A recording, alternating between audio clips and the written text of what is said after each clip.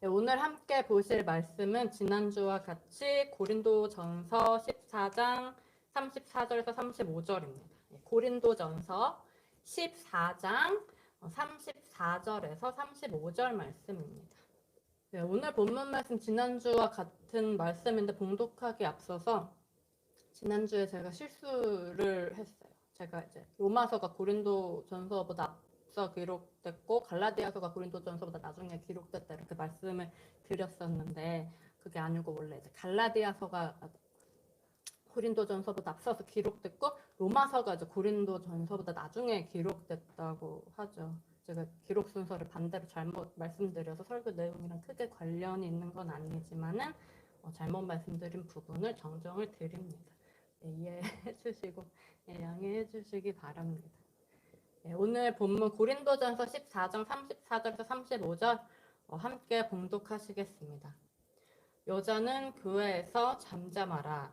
그들에게는 말하는 것을 허락함이 없나니 율법에 이른 것 같이 오직 복종할 것이요 만일 무엇을 배우려거든 집에서 자기 남편에게 물을지니 여자가 교회에서 말하는 것은 부끄러운 것이라. 아멘.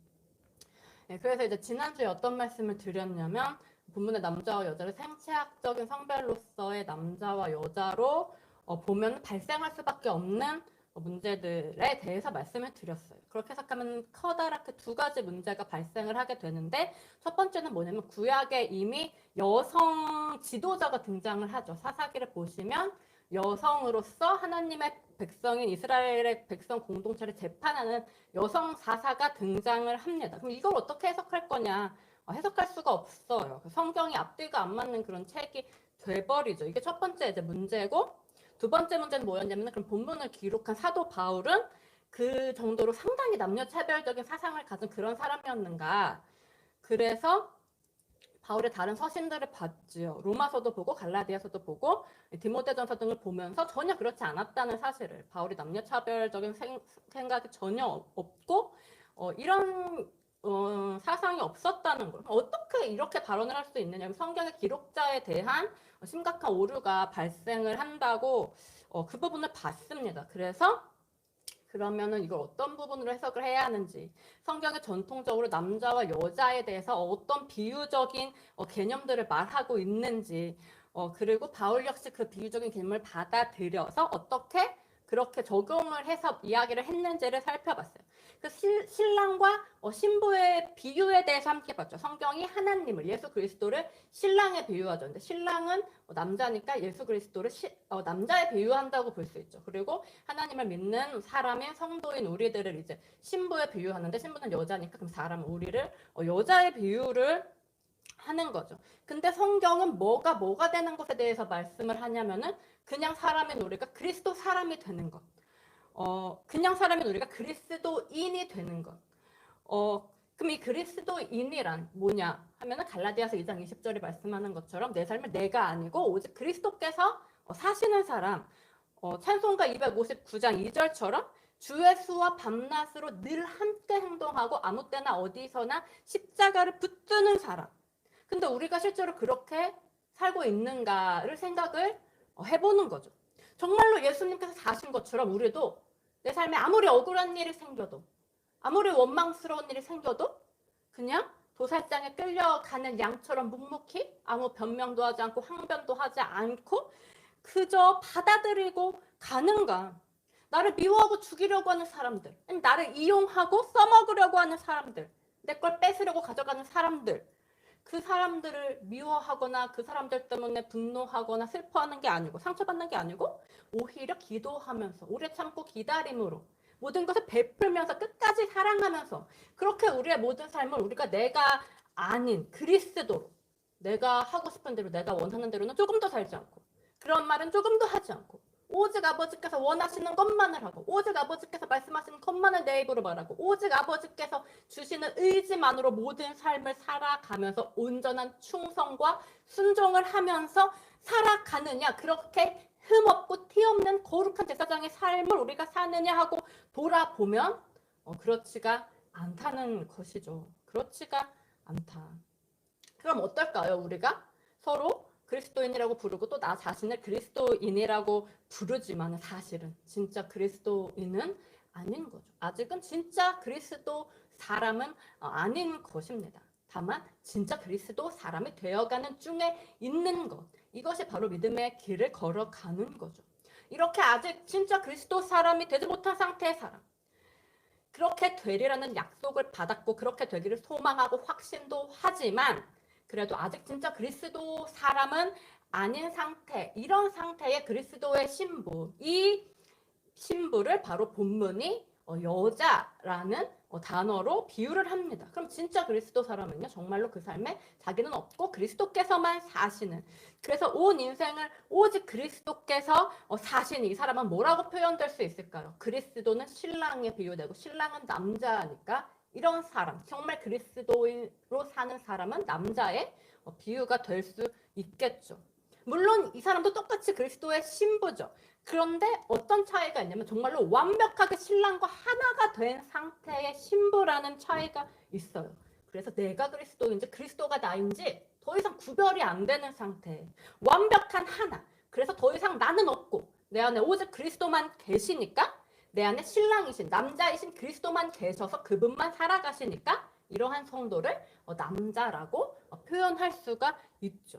그래서 본문이 말하는 여자와 남자는 생체학적인 성별로서의 남성이나 여성이 아니라 이런 비유적인 표현으로서 내면적인 성별을 뜻하는 거죠. 그럼 예수 그리스도를 믿는다는 건 뭘까요? 그냥 사람에서 그리스도 사람이 되어가는 것이니까 이렇게도 표현할 수 있겠죠. 믿는다는 것은 뭐냐면 내면적인 여자에서 내면적인 남자가 되어가는 것이다. 바울이 이렇게 말하죠. 무릇 표면적 유대인이 유대인이 아니요 표면적 육신의 할례가 아니니라. 오직 이면적 유대인이 유대인이며 할례는 마음에 할지니. 로마서 2장 28절에서 29절이죠. 마찬가지입니다. 무릇 표면적 남자가 아니고 생체학적인 성별로서의 남자가 아니고 오직 이면적 남자, 내면적 남자가 남자이니 우리 모두는 내면적인 남자가 되어서 오직 믿음에 굳게 서서 남자답게 강건하라는 고린도전서 16장 13절의 명령이 우리 삶 속에서 이루어져서 실천이 되어야 하는 것이죠. 그렇다면 우리의 소망은 뭘까요? 예수 그리스도를 믿는 우리의 소망은 바로 내면적 남자가 되는 거죠. 내면적 여자인 우리가 내면적 남자가 되는 것. 이것이 우리의 소망이에요. 그래서 사실은 어떻게도 표현할 수 있냐면 내면적인 성전환이다. 이렇게도 표현할 수 있죠. 그러면 재밌는 게 뭐냐면 이런 관점에서 보면 사실은 트랜스젠더가 어떨까요? 트랜스젠더가 어떤 분들이죠? 남자가 여자가 되고 싶어서 혹은 여자가 남자가 되고 싶어서 성전환 수술을 받은 분들인데, 그래서 그렇지 않은 분들이 이런 분들을 되게 받아들이기 어려워하고 이해하기 어려워하시는 분들이 많은데, 그런데 성경이 사실은 우리의 이런 내면적인 성전환을 말하고 있는 거죠.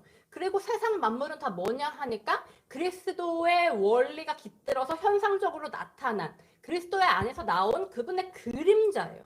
그렇다면 이 그리스도의 원리가 인간의 내면적인 성전환에 대해서 말하고 있다면 이것이 그림자로서 반영돼서 생긴 이 그림자의 세계에서 현상적인 성전환의 일들이 나타나는 것도 사실은 그렇게 이해하기 어려운 일도 아니죠.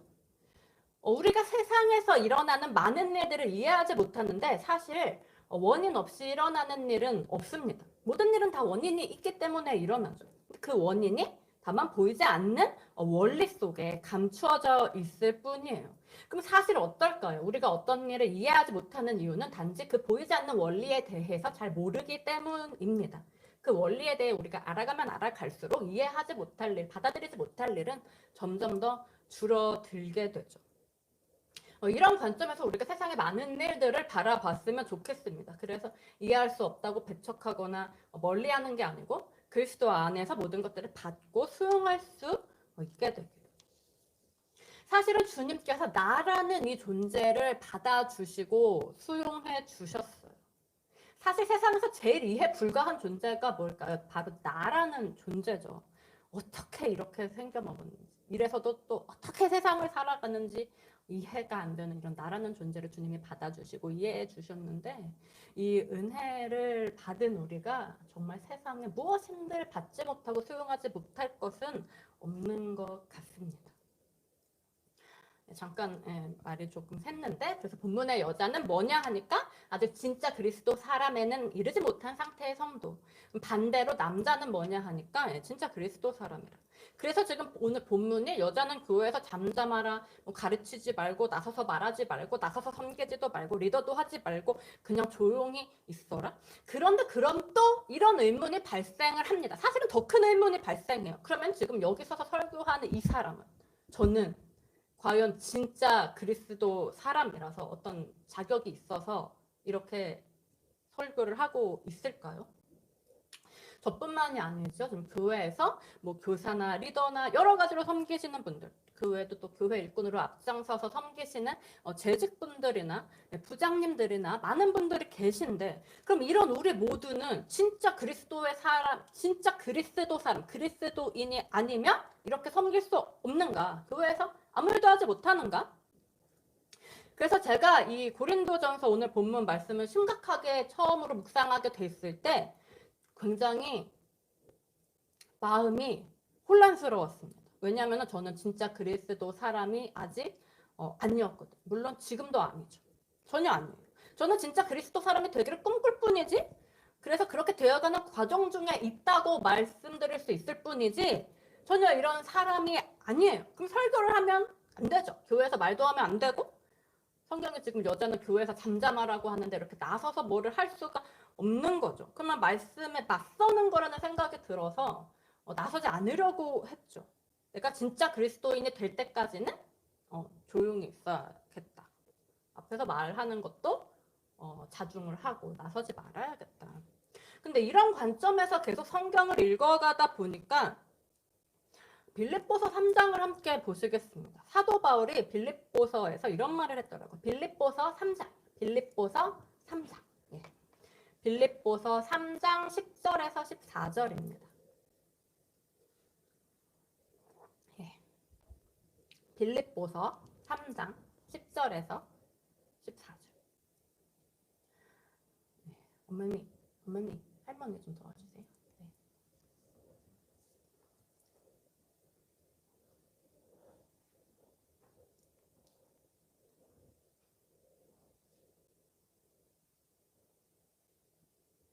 빌립보서 3장 10절에서 14절 말씀 함께 봉독하시겠습니다.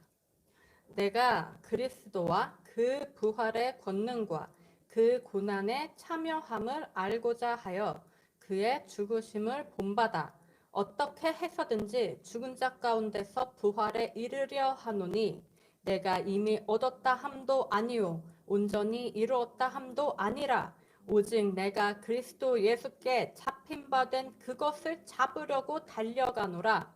형제들아, 나는 아직 내가 잡은 줄로 여기지 아니하고 오직 한 일, 즉 뒤에 있는 것은 잊어버리고 앞에 있는 것을 잡으려고 표대를 향하여 그리스도 예수 안에서 하나님이 위에서 부르신 부름의 상을 위하여 달려가노라. 아멘. 자, 10절에서 바울이 내가 그리스도와 그 부활의 권능과 그 고난에 참여함을 알고자 했다고 합니다. 자, 그런데 이것을 알고자 하는 사람, 그리스도와 그 부활의 권능과 그 고난에 참여함을 알고자 하는 사람, 그래서 그것을 아는 사람, 이것을 정말 아는 사람을 우리가 뭐라고 부를까요? 그 사람을 우리가 그리스도인, 진짜 그리스도 사람, 그렇게 부르죠. 그럼 지금 10절을 다르게 표현하면 이렇게도 표현할 수 있겠죠. 내가 진짜 그리스도 사람이 되고자 하여 라고 표현해도 같은 뜻이겠죠. 그래서 바울이 진짜 그리스도 사람이 되고자 하여 그의 죽으심을 본받아 어떻게 해서든지 죽은 자 가운데서 부활에 이르려 하노니 12절에 내가 이미 얻었다 함도 아니요. 아직 얻지 못했다고 합니다. 온전히 이루었다 함도 아니라 아직 온전히 이루지 못했대요. 뭘요? 진짜 그리스도 사람을. 그래서 바울도 오직 그리스도 예수께 잡힌 바 된 그것을 잡으려고 달려갈 뿐이라고 지금 고백을 하고 있어요. 근데 바울도 온전히 이뤘다고 하지 않는데 내가 뭐라고? 온전히? 아, 이게 내가 생각하는 것처럼 그렇게 이루어지는 게 아니구나. 우리는 성도라는 존재는 그저 끝까지 이루기 위해서 달려갈 뿐인 그런 존재로구나. 기나긴 바울의 글들이 저에게 알려준 것은 사실은 뭐냐면, 내가 진짜 그리스도 사람이다 라고 생각하는 사람은 전혀 진짜 그리스도 사람이 아니라는 사실이었습니다. 내가 무슨 그리스도 사람이야? 나 같은 게 무슨 그리스도 사람이야? 나는 아직 멀었어 라고 생각하는 사람이라면 차라리 오히려 100만 명 중에 1명? 1000만 명 중에 1명의 확률로 진짜 그리스도 사람일 수도 있을지언정, 나는 진짜 그리스도 사람이야 라고 생각하는 사람은 절대로 성경에 말하는 진짜 그리스도 사람이 아닌 거죠. 진짜 그리스도 사람은 그런 생각 자체를 할 수가 없다고 성경은 말하고 있어요. 그러면 이처럼 진짜 그리스도 사람이 되지 못한 우리가, 그래서 여전히 내면적인 여자인 우리가 교회에서 목소리를 내고 앞장서서 섬길 수 있는 근거는 대체 뭘까요? 디모데전서 함께 보시겠습니다. 디모데전서 4장 13절에서 16절 함께 보시겠습니다.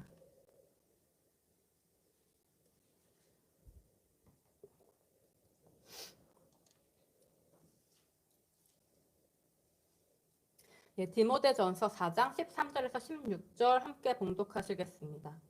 내가 이를 때까지 읽는 것과 권하는 것과 가르치는 것에 전념하라. 네 속에 있는 은사 곧 장로의 회에서 안수받을 때에 예언을 통하여 받은 것을 가볍게 여기지 말며 이 모든 일에 전심전력하여 너의 성숙함을 모든 사람에게 나타나게 하라. 내가 내 자신과 가르침을 살펴 이 일을 계속하라. 이것을 행함으로 내 자신과 내게 듣는 자를 구원하리라. 아멘.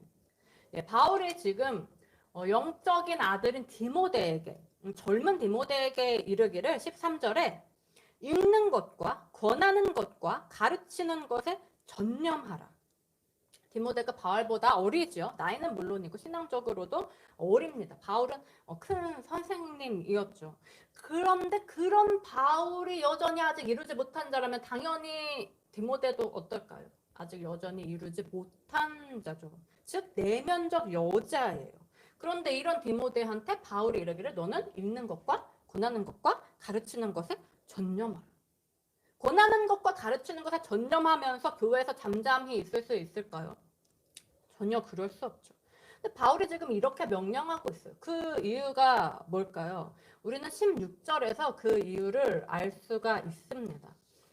16절에서 바울은 두 가지 이야기를 하는데, 첫 번째는 뭐냐면, 앞부분은 뭐냐면 디모데가 읽고 권하고 가르치는 일을 할 때에 어떻게 이 일을 해야 하는지, 어떻게 읽고 가르치고 권하는 일을 해야 되는지 그 방법을 가르쳐 주죠. 그리고 이어지는 뒷부분에 이제 이야기는 뭐냐면은 이 일을 왜 해야 되는지, 읽고 권하고 가르치는 이 일을 왜 해야 되는지 그 이유를 말해 주죠.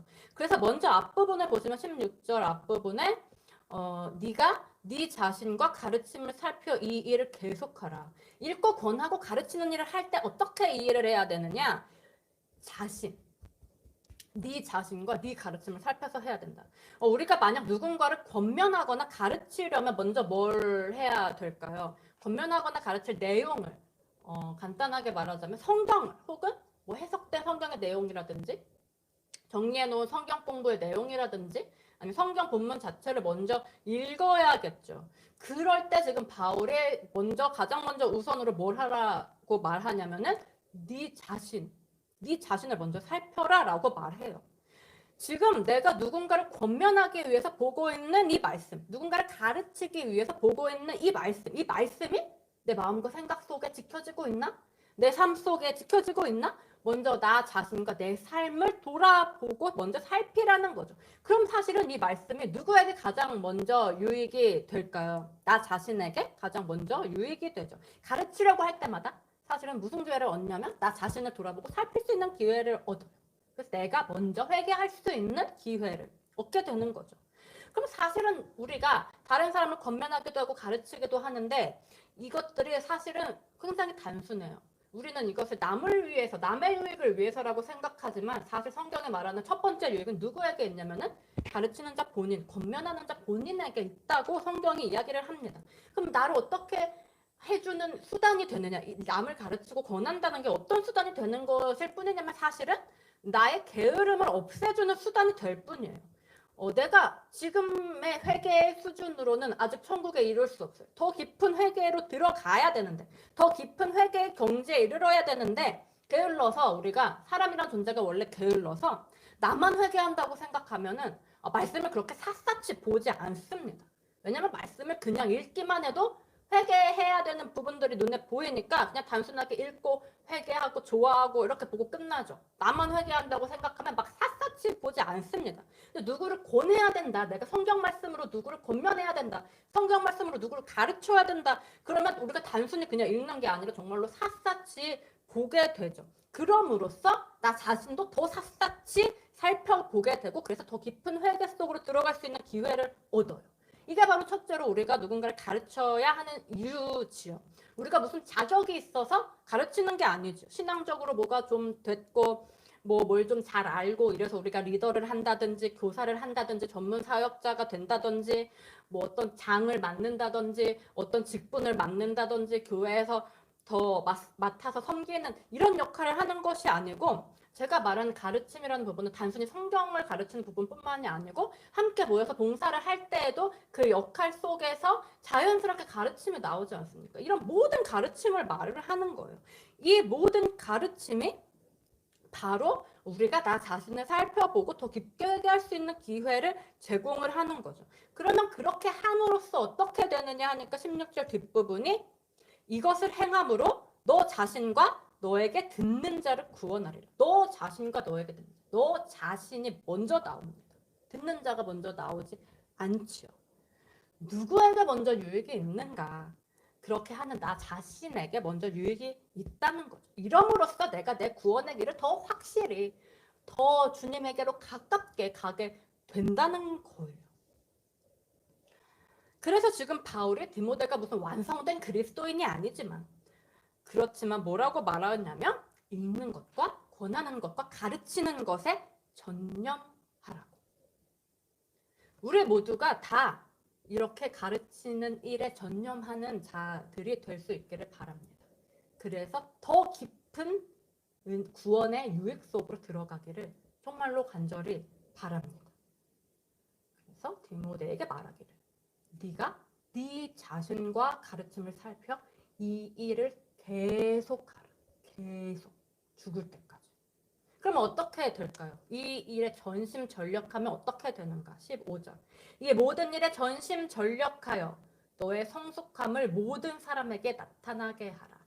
이 일에 전심전력하면 읽는 것, 권하는 것, 가르치는 것 여기에 전심전력하면 어떻게 되냐 하면 너의 성숙함이 모든 사람에게 나타나게 될 것이다. 즉 이 일에 전심전력하는 사람이 성숙한 진짜 그리스도인, 장성한 그리스도의 분량에 이를 수가 있다라고 하는 것이죠. 우리가 이 가르치는 일에 정말로 모두가 전심전력할 수 있기를 간절히 바랍니다.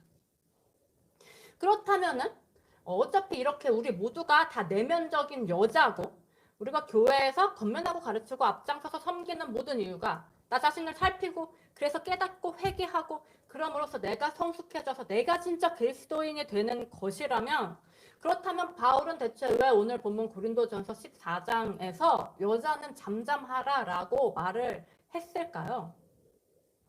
첫 번째는 우리로 하여금 우리 자신이 내면적인 여자라는 사실을 잊지 않게 하기 위해서죠. 우리 자신이 사실은 교회에서 말할 자격이 없는 아무도 그 자격을 갖지 못한 자들이라는 사실을 늘 인지하게 하기 위해서입니다. 우리 자신이 얼마나 부끄러운 존재인지 그래서 우리 중에 어떤 누구도 다른 누구에게 그 무엇도 왈가왈부할 수 있는 자격이 없다는 것을 깨닫게 하기 위해서죠. 우리가 똑같이 누군가에게 권면을 할 때도 나는 권면할 자격이 있어 라고 생각해서 권면하는 사람과 나는 자격이 없지만 성령 하나님이 이 일을 시키시는 마음에 부담이 있다. 어떻게 해야 그 사람에게 하나님의 뜻을 더 잘 전할 수 있을까 하는 두려움과 떨림 속에 권면하는 사람의 차이는 명백히 존재하겠죠.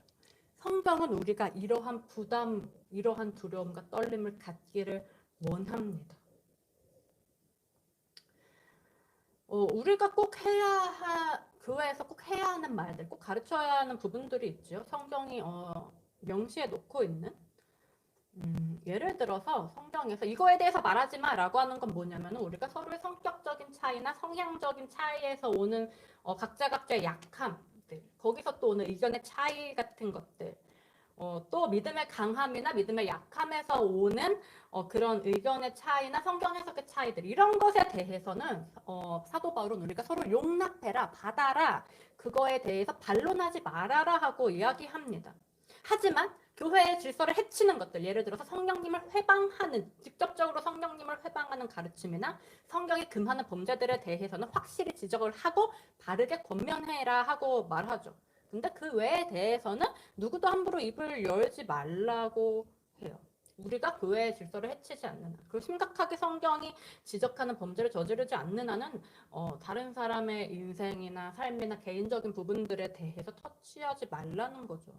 하나님도 우리에게 자유를 주시지 않습니까? 둘째 아들이 살아있는 아버지에게 유산을 땡겨달라는 말도 안 되는 요구를 해도, 그런 행패를 부려도 줘서 보내주시는 분이 하나님이시죠. 우리에게도 그러한 관용과 그러한 용납을 성경이 바라고 있습니다. 근데 우리가 사실은 생각해보면 상당히 권면이라고 생각하면서 어느새 보면 권면보다는 간섭일 때가 많고, 가르침이라고 생각하면서 가르침보다는 정죄를 하고 있는 경우가 가만히 들여다보면 은근히 많아요. 사실 이게 권면과 간섭, 가르침과 정죄라는 게 모호합니다. 경계가 모호해요. 그래서 잠깐 정신줄 놓으면 막 그렇게 되고 있는 거죠. 근데 우리가 어느 순간 이 경계를 넘어가게 될까요? 우리가 어느 순간 그 경계를 쉽게 넘냐면 나 자신이 그 사람보다 더 성숙한 그리스도인이라고 생각할 때, 나 자신이 내면적인 남자라고 생각하고 있을 때, 내가 교회에 신실된 일꾼이고 성숙한 그리스도인이라고 생각할 때 굉장히 아이러니하게도 우리가 그 경계를 넘어서서 오히려 하나님 앞에서 범죄를 할 때가 많습니다. 그런 우리에게 바울은 지금 경종을 울리고 있어요. 그런 우리는 절대로 성숙한 그리스도인도, 교회에 헌신된 일꾼도, 내면적인 남자도 아니라는 거죠. 그래서 아주 강한 표현으로 여자는 교회에서 잠잠하라라고 명령합니다. 제가 지금까지 이 내면적 여자와 내면적 남자에 대해서 사실은 상당히 표면적인 방식으로 구분을 하면서 말씀을 드렸습니다. 어떤 사람은 내면적 여자고 어떤 사람은 내면적 남자인 것처럼 그렇게 말씀을 드렸어요. 물론 이렇게 분류할 수도 있죠. 표면적으로 겉으로만 봐도 누가 봐도 내면적 남자 같은 분이 있고 누가 봐도 내면적 여자 같은 분도 있죠. 그렇지만 사실은 어떨까요? 사실은 이 내면적 여자와 내면적 남자 모두가 나라는 한 사람의 안에 존재합니다. 우리 안에 그리스도가 계시지 않습니까? 적게든 많게든 어쨌든 그리스도께서 계시고, 잠깐이든 길게든 어쨌든 그리스도께서 우리 안에 계세요. 그분이 바로 내 안에 있는 뭐냐면 내 안에 있는 내면적 남자의 부분이죠. 그럼 그 분 외에 나 자신이 바로 뭘까요? 바로 내면적 여자의 부분입니다. 내면적 남자와 내면적 여자, 별개의 나누어진 어떤 한 사람과 다른 한 사람이 아니고 우리 안에 내면적 여자와 내면적 남자가 모두 있는 거죠. 그래서 내 안에 이렇게 둘 다 있어서 내 안에 그리스도께서 계셔서 그리스도께서 내 삶을 사실 때, 그때 우리는 내면적 남자고, 반대로 내 자아가 살아갈 때 우리는 내면적 여자가 되는 거죠. 그래서 똑같이 권면하고 똑같이 가르쳐도 어떨까요? 내 마음을 내 자아가, 내면적 여자가 지배하고 있다면 권면이라는 핑계로 간섭하게 되고 가르친다는 명목으로 정죄를 하겠죠. 하지만 반대로 우리의 마음을 그리스도께서 지배하고 있다면, 내면적 남자가 나의 온 마음과 삶을 지배하고 있다면 정말로 권면다운 권면을 하고 가르침다운 가르침을 하게 되겠죠. 그렇다면 바울의 지금 여자는 교회에서 잠잠하라는 명령은 결국은 어떤 명령이 될까요? 내 마음을 내 자아가 지배하고 있는 상태에서는 교회에서 잠잠하라는 것입니다. 그리고 집에 가서 남편에게 물어라. 기도하라는 거죠. 그리스도께 기도해라. 그럼 어떻게 될까요? 우리가 기도하면 그리스도께서 내 자아를 죽여버리시고 멸하시고 몰아내시고 나를 지배해 주시니까 그때는 내 상태가 다시 내면적 여자에서 내면적 남자로 변화하겠죠. 바로 그런 상태일 때만 교회에서 말하고 권면하고 일하고 앞장서서 섬기고, 이것이 바로 오늘 고린도전서 14장 34절 35절의 가르침의 핵심입니다. 물론 우리가 그냥 겉으로 봤을 때도 내면적 여자에 가까운 사람, 내면적 남자에 가까운 사람이 있습니다. 어떤 거냐면 그 사람의 삶을, 그 사람의 안에도 물론 내면적 여자, 내면적 남자가 있는데 내면적 남자가 그 사람의 삶을 더 많이 지배할 때 그 사람은 우리가 느끼기에 저 사람은 내면적 남자다 이렇게 느끼는 거죠. 그리고 또 어떤 사람은 둘 다 내면적 여자, 내면적 남자 둘 다 그 사람의 안에 있지만 내면적 여자가 더 그 사람의 삶을 많이 지배할 때 우리가 저 사람은 내면적 여자구나 하고 이렇게 느끼는 거죠. 그럼 우리는 당연히 내면적 남자로 보이는 사람의 이야기를 더 귀 기울여 듣고 그의 권면과 가르침을 따라야 하겠죠. 그런데 그렇다 해도 그 사람 역시 완벽한 내면적 남자는 아닙니다. 완벽한 내면적 남자가 되어가는 길을 가고 있을 뿐이지 아직은 아니에요. 왜냐하면 완벽한 내면적 남자는 오직 예수 그리스도밖에 없으시기 때문이죠. 그리고 그 예수 그리스도께서 바로 우리의 마음속에, 우리 각자의 마음속에 직접 들어와 계십니다. 그래서 그분이 우리의 생각과 말과 행동을 장악하시는 순간 우리는 그때야 비로소 완벽한, 정말 완벽한 내면적 남자가 되죠.